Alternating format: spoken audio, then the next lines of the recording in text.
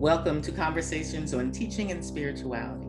I am Nancy Lynn Westfield, Director of the Wabash Center. At the producer's desk is Rachel Mills, and Paul Myrie is our creative expert. Paul is also the composer of the music that frames our show. This is the third of a three-part conversation on issues of teaching and spirituality, which specifically reflect upon Howard Thurman's article, The Sound of the Genuine. Please note that the entire Thurman article, The Sound of the Genuine, can be found on the Wabash Center website. The focus for this third conversation is sustaining the sound of the genuine. I am joined for these conversations by two marvelous colleagues. First, Dr. Amy G. Oden. Dr. Oden is professor of early church history and spirituality. She is an independent scholar currently teaching for several seminaries. Amy has served on the faculties of Oklahoma City University, St. Paul School of Theology, and Wesley Theological Seminary, where she served as the dean. Her most recent book is entitled Right Here, Right Now: The Practice of Christian Mindfulness. Amy is a longtime participant and leader with the Wabash Center and a friend of mine. Welcome, Amy, to the conversation. Thank you. Great to be here. And Reverend Dr. Shively T.J. Smith serves as Assistant Professor of New Testament at Boston University School of Theology. Her publications include Strangers to Family, Diaspora, and First Peter's Invention of God's Household. And Dr. Smith is currently completing a commentary on 2 Peter for SBL Press. Dr. Smith is a sought after womanist voice in church and scholarly circles. Welcome, Dr. Smith, to this conversation. Thank you for being here. Thank you for having me. Sustaining the sound of the genuine, particularly framed by Howard Thurman, is our focus. So, Amy, get us started. Help us know what we're talking about today. Well, our conversation, began with recognizing the sound of the genuine. And then our second conversation was expressing the sound of the genuine. So how do we know it when we hear it? What does it look like in our lives? And so Thurman has a couple of things to say then about sustaining it over time. And so I want to read two excerpts from The Sound of the Genuine. First, let's hear from Thurman. If you cannot hear the sound of the genuine in you, you will, all of your life, spend your days on the ends of strings that somebody else pulls. And secondly, so as I live my life then, this is what I am trying to fulfill. It doesn't matter whether I become a doctor, lawyer, housewife, that I'm secure because I hear the sound of the genuine in myself. And I've learned to listen to that. And I become quiet enough, still enough to hear the sound of the genuine in you. I'm going to repeat that last line. And having learned to listen to that, I can become quiet enough, still enough to hear the sound of the genuine in you. So I notice the way he connects sustaining the sound of the genuine in ourselves in order to also hear the sound of the genuine in others, right? So the sound of the genuine isn't just self-referential. It's not just self-absorption. It's a way of being in the world or in our classroom so that we recognize and see the expression and sustaining of the genuine in others. So I wanted to connect those dots as we go into this conversation. I'm curious to hear from you all, though, how you've sort of made the transition. It's one thing to learn to recognize the genuine Mhm. or even to express it. It's another thing to sustain it, right? Especially in a time that we're like now, where there's a lot of institutional anxiety or there's a lot of crisis in families or in institutions. So, what does it look like for you to sustain the sound of the genuine? Yeah. Sustaining the sound of the genuine for me involves the work of the village, of a village. So it's one thing for me to hear and recognize the sound of my village. It's another thing to be, Thurman likes to talk about journey, right? To find companions and journey partners in this sound who can hold me accountable and hold me accountable when I'm not listening to my sound, I'm not living up to my sound. I'm maybe even pulling back from the sound. So one of the ways in which I sustain, I mean, this is probably funny, I outsource that task to my village in some way. The people that are around me, family, extended family, mentors, advisors, you know, part of their work of being in the boardroom of my life is to help me stay, to keep that sound vibrant and alive. Not sure if that's right, but. And I'm curious, have you done that explicitly? Is that an invitation you've made to them to say, help me with this? Or do you think it's just something that you've cultivated the people who already do that in your life? I think it's a combination of both. I never launched. I have never launched out in relationships and proximity to people thinking, "Oh, this person is going to help me with my sound." You find companionship and kinship. Anne of Green Gables, bosom buddies with people in all kinds of walks of life. And there have been moments where I looked up and said, "Wow, this person." Um, doesn't just see me, but they hear me. Like they hear me and they get it and they're helping me to hear me, right? There are moments, I tend to think about it more around project based scenarios. There are moments where you have cultivated those relationships, those proximities, those journeys of listening to each other that lend themselves to those project moments, those moments in time where you say, okay, I am going to launch out on this, but I need you to hold me accountable to this part of my sound.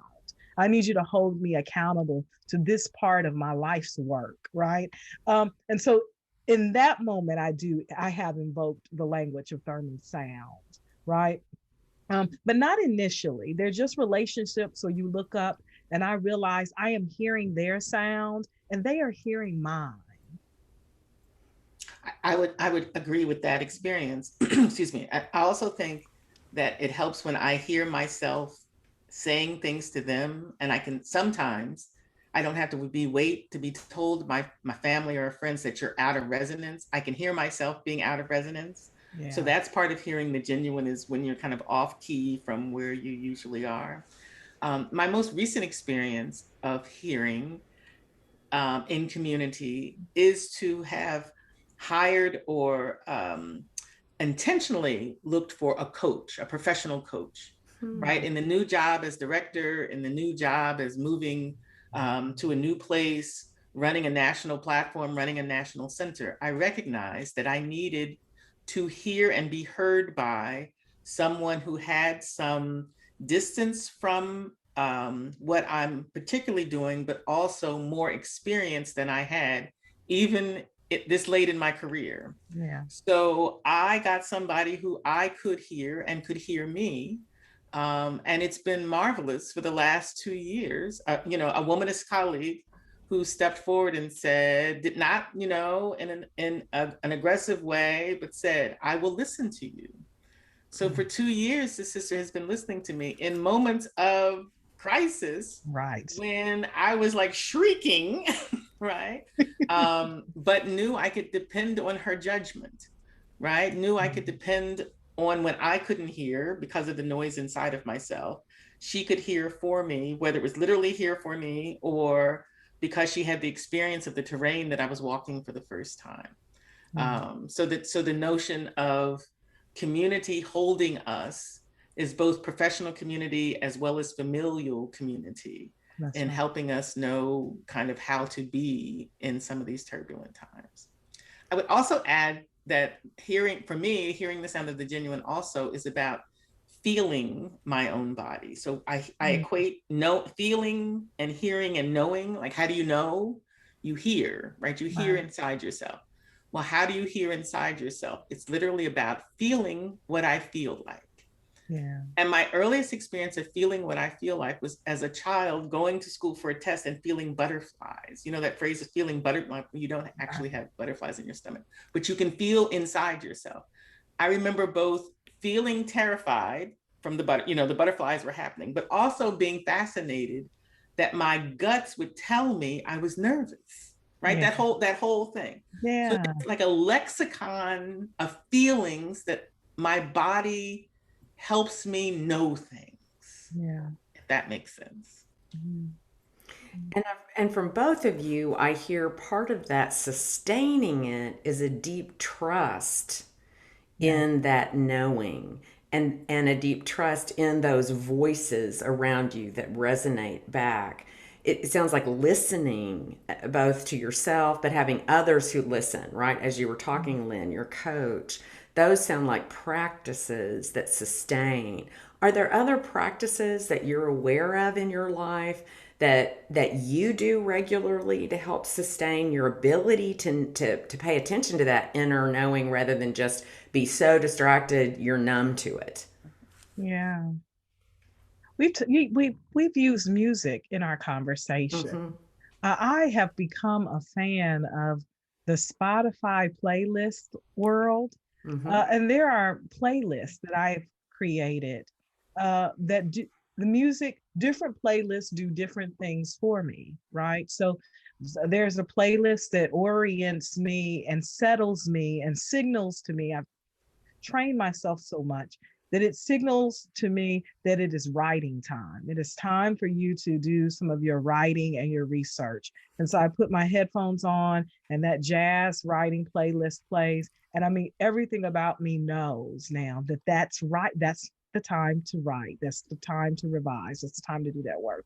There are other playlists that I have uh, that are called so this might be a little funny, but one is called "The Doctor is in Session," and so that's my playlist of driving into the office, and I'm getting ready to teach that big lecture class, and I need to remind myself of my professorial sound, right? Right. That's like Lucy from Peanuts, Yeah, right? That's yeah. So great. That's it's fabulous. the Beyonce professor kind of list. Mm-hmm. Mm-hmm. list. And I laugh because I well that's an interesting sound. So most of the time people don't realize what's actually playing in my head is when I walk into Mm-hmm. class. So I use music Mm-hmm. to help me encounter, remind myself, sustain, and deepen my sound. I also think music allows me to accept the diversity of my sounds, right? That these different playlists represent the notion that my sound is not singular, right? That there are different playlists, there are different sounds to my vocational work, different sounds to what it means for me to be scholar, teacher, and all the other hats that I wear, and that is okay. That makes for a rich Spotify playlist library. I use music. I play music mostly for meditation. I also have a meditation practice that is a practice of silence, Hmm. that helps me kind of drop the puzzle pieces in or keep the puzzle pieces connected instead of feeling like the puzzle pieces are there or missing or Yeah. just all over the place. So the practice of silence, the practice of meditation is probably my go-to practice. Um, I also recognize that there are moments of daily practice, but there are also moments when I need to move into discernment, when there's a decision to be made. And I make a distinction between my daily practice of listening for the sound of the genuine and when I am in earnest discernment about there's a major decision to be made, right? That I need guidance for. So Hmm. I've got a different practice for that, a different way that I'm listening in those moments of I'm at a crossroads, something I need guidance, something needs to happen. If I do this, I rarely a proponent of you're going to get it wrong, I am a proponent of which is the better way, right? There's Better. all roads lead to the holy, right? Right. But which one gets me there with the least amount of pain? It's usually my prayer. That's a good question. That's the least amount of pain. So, but making in moments of judgments, in moments of decision, I have a discernment process that is a different kind of listening process. Mm-hmm. Mm-hmm. The I other was, side. No, go oh, ahead. I was just going to ask, have you found, Lynn and Amy, that that when we listen to our sound, when we make it a practice and a part of our daily round, as Thurman would say, to listen to our sound, to be attentive to our sound, to sustain our sound, that we may in fact get to more crossroad moments than when we were when we were inattentive, when we were not attentive to that matter. I've found that the more I have turned towards paying attention to and cultivating and sustaining the sound or the sounds of the genuine, the more moments in which I am having to roll out these practices of crossroad discernment decisions that you're talking about, Lynn. But is that an experience you all have found, or has it been the opposite? No, I think there are more. I think they feel less death dealing. Yeah. Right there before I resonated with my own sounds, right? Before I had practices that regularly helped me listen to my sounds, before I knew kind of who my posse were and my family and Yeah. in my profession, right? Before I had good trust with people, when I would come to those moments, they would be sometimes debilitating because I wouldn't trust the moment. I wouldn't trust that I was being held. I wouldn't know how to make the decision and live with the consequences. Now I did, but I'm talking about the internal, the experience of the internal saying, oh my God, I just took this job. Now what do I do? Right. Now what do I do? So I get maybe the panic has gone out of any decision that I've made, right? That's part of the trust that, the universe and the divine are working in my favor, and that what I'm attempting to do in my good-heartedness, right? Even if I am wrong and do it wrong, in my good-hearted intent, I will be met with some kind of support. Yes. Right. So it's turned its value in a different way for me. And you all are already kind of moving toward what Thurman sort of warns us is the real danger, the real cost of not sustaining the genuine. I think especially early in our teaching careers, we sort of get flashes of that sound. We hear it faintly. It comes and goes. And if we don't learn to sustain it, he says the cost of that is that our own agency is forfeited, right? We'll be like a puppet pulled on strings. Other people are going to be pulling our strings. We're just in this constantly reactive mode. And we see that, right? We see it in our schools. We see it in our social life, that reactivity that is part of the cost. For you, have there been experiences, and you've already started to name them somewhat, that sort of signal to you the cost? When I don't sustain the genuine, this is what happens.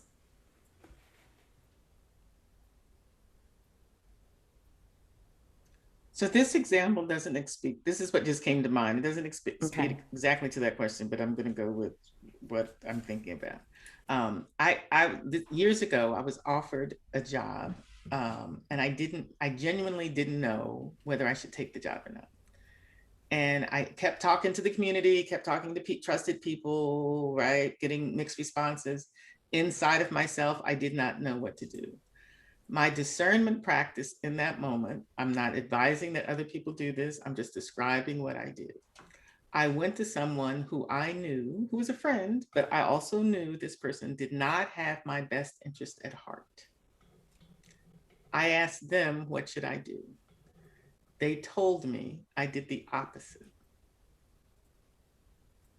Now, that probably sounds a little crazy. But until you can, there's all kinds of ways to get a handle on, right, how to find stillness as well as move obstacles. Yeah. right? There's no one way, best way, the way to do it. And in that moment, now I have not used that technique since then, but it was beneficial in the morning since then, because and once I knew, that's the other thing about the sound of the genuine is, again, like the puzzle piece. When the puzzle piece goes in, I know that I know then. Yeah. But before I know I don't know. I know I don't know. But I also sometimes don't know how to hear. I know I can hear. I don't know how to make myself hear. Mm-hmm. So struggling and looking for practices and looking for people and all that kind of stuff, trying to figure that out, is a lifetime's journey. And that's what you were getting at, is a lifetime's journey of, early on in your career, you might only be able to hear shallowly. The longer the experience I had in classrooms, the more I knew I could hear myself as well as my students in deeper ways, right? But that took time, right? There was no like, get this practice better during the week and then come back to the classroom and ta-da. It took an arc of 20 years of teaching to feel some kinds of competencies as a teacher. Now, the second year of teaching, if you would have told me that, I would say, like most old people, when I look back, I'm like, 20 years is a short amount of time to figure out how to teach. Yeah, I think one of the things that I think this trust piece is what is interesting to me. The journey of what it means to trust your sound enough that when you find yourself, when you find it hard, it feels like your sound is muffled, that is telling me something about, I'll talk about it in terms of my own alignment.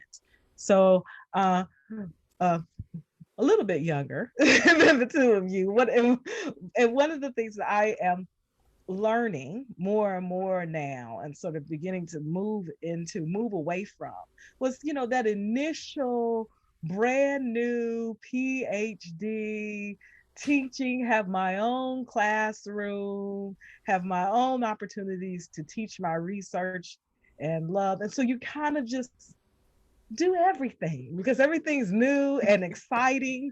And you're like, yes, I'll do this. And yes, part of it is excitement, right? Part of it is, for some people, may even be matters of imposter syndrome. That's you trying to prove that you belong. Part of it is you don't really know, you don't really have any deep roots of commitment and clarity about going forward. So it's just kind of yes, yes, yes.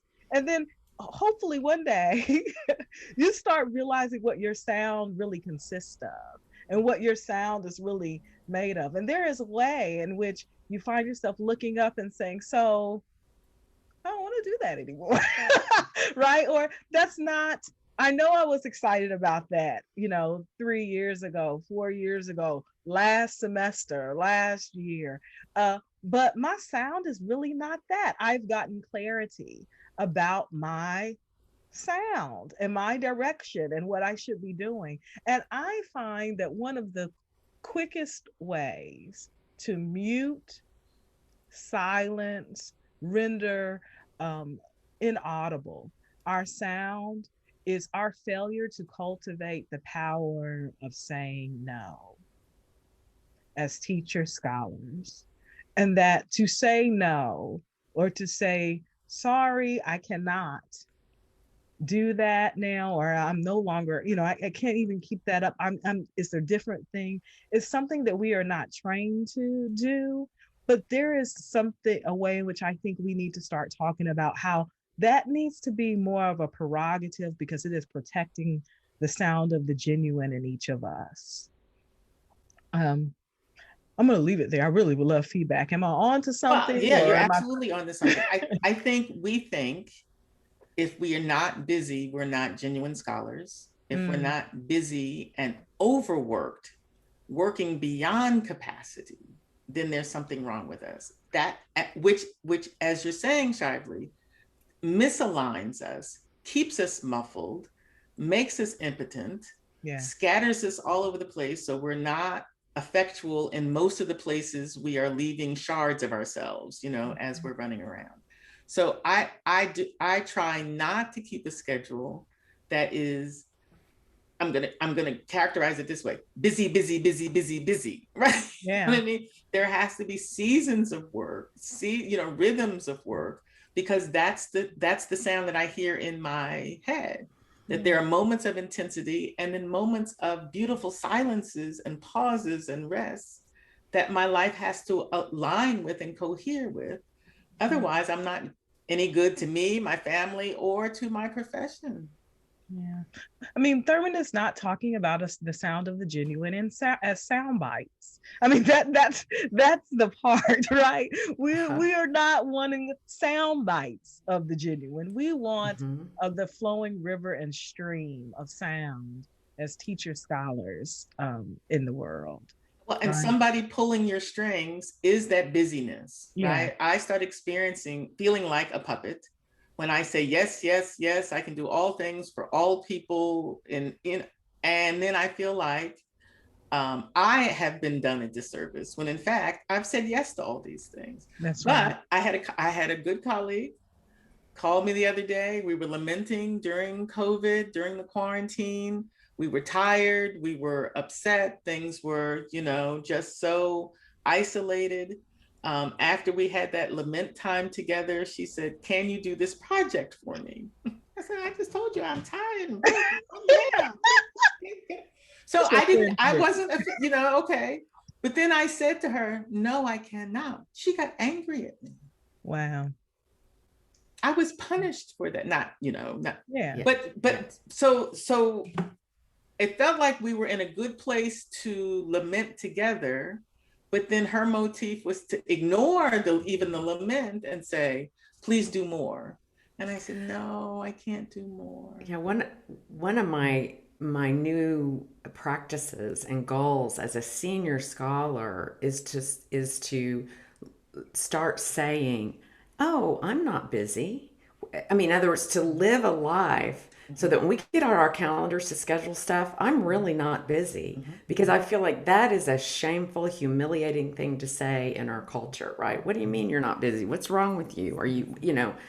And so I think, as you just described, Lynn, to even cultivate a culture where we can choose and value and celebrate not being busy That's right. is because you're describing the price we all pay when we don't sustain the sound of the genuine, right? We end up Right. really driven or captive, um, to all of those strings that are pulling us. Yeah. Well, I want to move us into a practice today.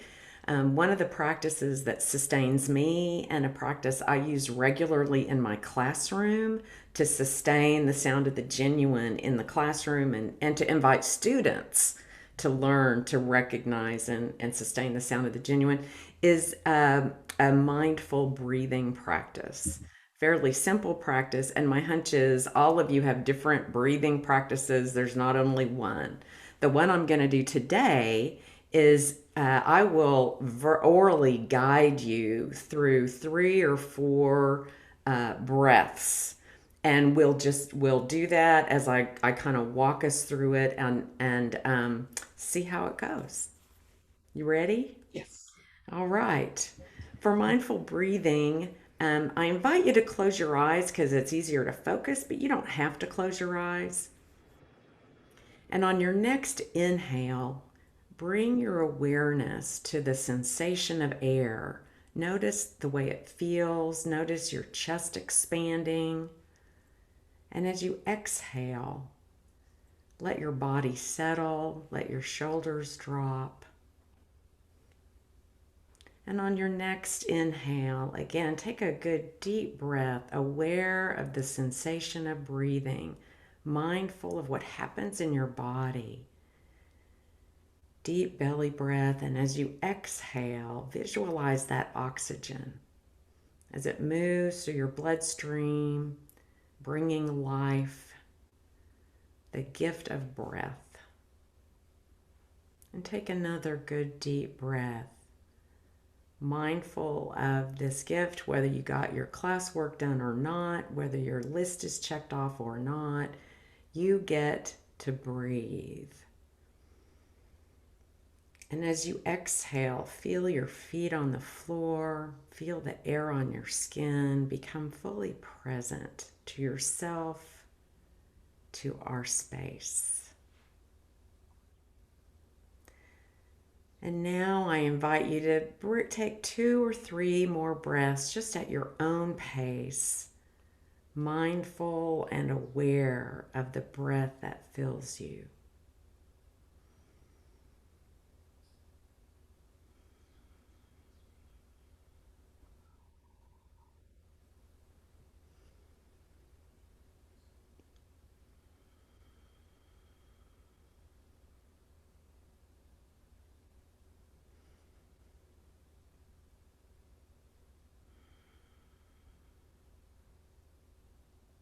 That's great. Now open your eyes and we can begin. That's how I often begin class, and we can begin. I love that. We might take a minute to reflect on that practice. There's not much fancy about it. It's pretty simple. I don't explicitly refer to the sound of the genuine there, right? I'm not moving students or myself into that task particularly, because what I want students and what I want myself to do is first just become aware, kind of in the way, Lynn, you talked about, that body awareness, that inner awareness. And so that's I think the basic practice to cultivate first. I Anything you notice? Yeah. I I think felt I felt powerful the way in which you gave us value and permission to breathe. So whether you got that checklist done, whether you did this, you can breathe, and to recognize that as gift, and that's something that is happening right now at this moment, that you should attend to, that's worth celebrating and living into. I think that resonated with me. Thank you. it reminded me of a practice I used to do in my intro class before students would get up and read essays that they had written out loud. And I would do breathing with them. And as they were opening their eyes, I would say, open your eyes slowly and then keep your gaze soft, because they knew they were going to be looking at each other or looking at another student who was reading a paper. So we were doing it to lower the anxiety level of the person getting ready to read and just in the classroom in general.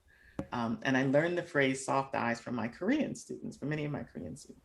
So I would say to them, look at each other with soft eyes, not the way you look at me. Look at the way so there's something about breathing and then paying attention to your eyes and how you're gazing upon the world or your work or each other, that meditation just reminded me of, that it is easier to hear when my gaze is soft and not harsh, right? So again, the body connecting, body alignment is very informative about staying off of other people's strings, right? I'm trying to stay off That's of other right. people's strings. That's right. Well, you all, I think, trust me. And so, you were willing to go through that practice with me. If you didn't know me, right, that might be a very different experience. I'm wondering if there was anything challenging in what I was asking you to do or in the practice, anything you noticed that kind of rubbed a little bit or. Mhm. I think it was important at the beginning. I don't remember the way you said it, but you gave us permission to keep our eyes open. Yeah. I think that's important, particularly in classrooms or in spaces with people who are not quite sure. I can learn to breathe or take these breaths, these stilling breaths, with my eyes open. And then I don't have to wonder what's going on out there, while I'm trying Right. to relax. So you can't get it wrong. There was something that you said at the beginning where you gave permission to close your eyes if you want. And then I heard in that, or you can leave your eyes open, and you're not wrong in leaving your eyes open. Yeah. I loved and then found challenging just the stilling process itself, right? That we come in with so much traffic, in our heads and our hearts. And so to all of a sudden now just um, be ushered into, instructed to steal, to stop, to be still, is hard. Is hard. What I found, that was helpful was the moment when you began, Amy, to articulate some of the matters that may be causing the resistance to the stilling and to the stopping. And it made me sort of think about, what does it look like to maybe at the beginning of a semester or mid-semester to take a survey or a poll of the students to find out what are some of the matters that concern you or that you bring into class with you, as a way for you to be able to generally, not to out anyone, but to generally in this moment, the next moments, to articulate some of that with an awareness of what may be causing some interference in the learning environment, that you give permission to them to let go of in this moment. Yeah, I want to add that I think in this practice, one of the key steps, if you're guiding others, is to focus on awareness of the sensation, Hmm. right? So that is shifting your cognitive focus from the busyness in your brain, bringing your awareness to breath, actually drops your awareness into your body a little bit. If I had said, okay, now take a deep breath, you would still slow a little bit, but your brain's going to keep going. So it's the shifting of awareness toward physical sensation that Right. is part of that stilling process. And so usually on the second breath, I repeat it. Again, bring your awareness to the sensation, and then visualize or whatever. So I want to just highlight that. I love that. One of the things I learned to do too was watch the breathing of my students. And I recognized that some Mm. people had inhaled when I walked into the classroom and they might not exhale again until like the third or fourth week of class. Literally, people are sitting there not breathing or breathing so shallow. Right. And I started working at helping people, not in a meditation moment, but as the class sessions went on, who's breathing deeply, who's got normal breath, and who is so afraid in the space that they're not breathing. Hmm. You can watch that in people. You can see, like you can see in babies, watch their little tummies go up and down. Hmm. Who's breathing deeply and who's just so afraid. Because when you're afraid, you can't listen. When you're That's right. afraid, you can't hear the sound of the genuine or the student sitting beside you or the professor who's waxing on eloquently, but you're too afraid to Hmm. participate. So we can do literal exercises of breathing, but we can also figure out who's not breathing and try to move them into conversations or spaces or some sort of permission giving that is gentle to get them to relax enough in the space. Classrooms Yeah. are very foreign spaces for so many people. Yeah, and shallow breathing signals to our brain that there's a threat. And so Oh, it's wow. self reinforcing, right? So if we're shallow breathing, our anxiety will continue to build. And you As you move into say, fight and or flight learning, mode. right, learning shuts down. Yeah. Yep, learning shuts down, and Hmm. either you're going to fight the professor or you're going to run. Well, I don't want you to do Mhm. either one. I just want. Just want to talk about What's this. my Thank third you. option? Is there a third option? Let's be here together. So it's difficult. It's difficult. Classrooms are frightening places, right? So Yeah. we talk about there's fear is free floating in classrooms, right? Students are Mm. afraid they won't succeed. Students are afraid they will succeed. Students are afraid the professor will like them. Students are afraid the professor won't like them. Fear is just free floating. And the breath will tell you who in that class is afraid and That's who's right. can, kind of go on the journey with you. That's And right. you can train yourself as a practice to watch your students breathing. That's powerful. Well, thanks for engaging this. Well, and I want to thank both of you for this conversation as well as all three conversations, right? That they are enlightening. I find the whole conversation about teaching and spirituality refreshing Yeah. because I feel like I don't get enough of them, right? So the fact that we have launched into this thing together makes me glad, right? Makes me glad. I think it is one of the deep places that embodiment we often think of spirituality as somehow ethereal, but it's actually the place of the deepest embodiment of our scholarly lives. And so I think to really integrate epistemologically, right, we need that spiritual piece as well, so that we aren't just, brains on a stick. That's right. And I really enjoyed how our sessions on spirituality and teaching involved laughter and humor. That to be one who is teaching and to be one who is combining that with spirituality doesn't mean, in my vernacular, we're so deep and holy that we don't know how to laugh.